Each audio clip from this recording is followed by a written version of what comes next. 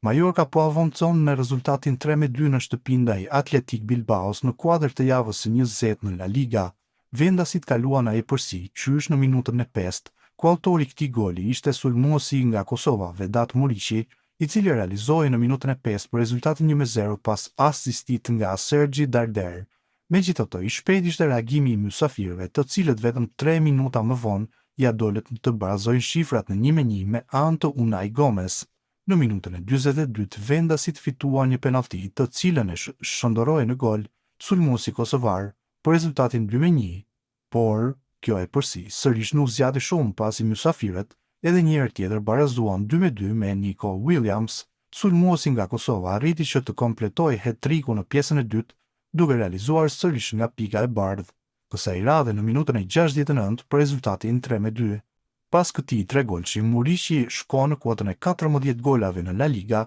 duke realizuar emra të mëdhenj në garën për Piccini si Kylian Mbappé e Ferran Torres.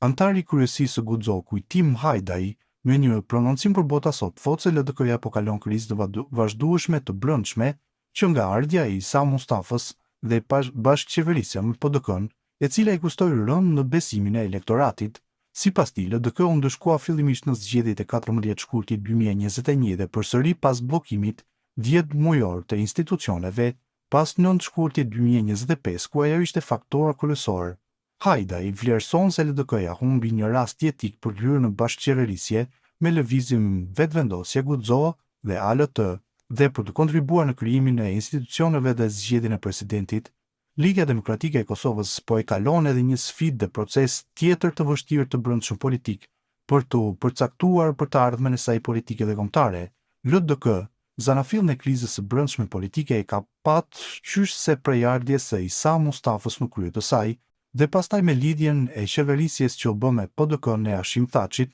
përkundër atëherë vullnetit të antarësisë dhe elektoratit të LDK-s, e që pastaj vijoi edhe me zgjedhjen e Hashim Thachit për president, por pa u thelluar shumë në detajet e asaj bashkëqeverisje jo parimore LDK-PDK, ajo i pat kushtuar shumë LDK-s kur edhe u ndëshkua fort nga elektorati në zgjedhjet e 14 shkurtit 2021. Për mendimin tim, ndëshkimi i dytë i madh që në vijim i ndodhi LDK-s pa ndryshuar dhe mësuar asgjë nga gabimet politike dhe ndëshkimi që e posoi në zgjedhjet e 14 shkurtit 2021 në raport me politikat e PDK-s është periudha e pas 9 shkurtit të vitit të kaluar, e bllokimit 10 mujor e mos krijimit të institucioneve shtetërore të Kosovës, ku më e zëshme dhe më bllokuese u veçua vetë LDK-ja, për çka prapë u ndëshkua nga elektorati në zgjedhjet e 28 dhjetorit të vitit që po e lëm pas.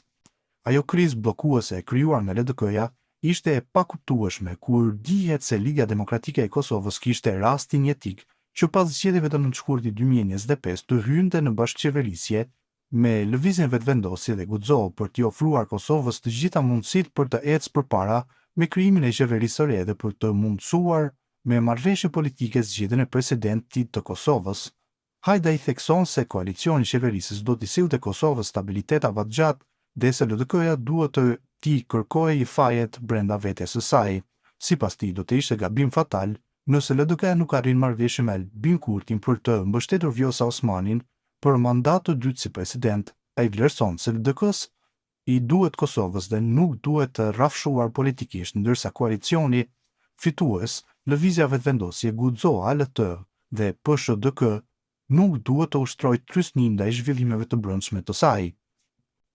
Hajdai përfundon se përgjegjësia e qeverisë është të vazhdojë sukseset dhe të krijojë kushte për zgjedhjen e Vjosa Osmanit në interes të Kosovës. Populli jon kishte nevojë për atë bashkë koalicion qeverisës sepse i ofronte Kosovës stabilitet afatgjat në fushën politike të sigurisë ekonomike dhe të mirëqenies qytetare. Prandaj unë mendoj se LDK-ja duhet të kërkojë fajtor tjetër krah përveç brenda gabimeve të saj udhëheqëse në partinë, ka thënë ndër të tjera ai.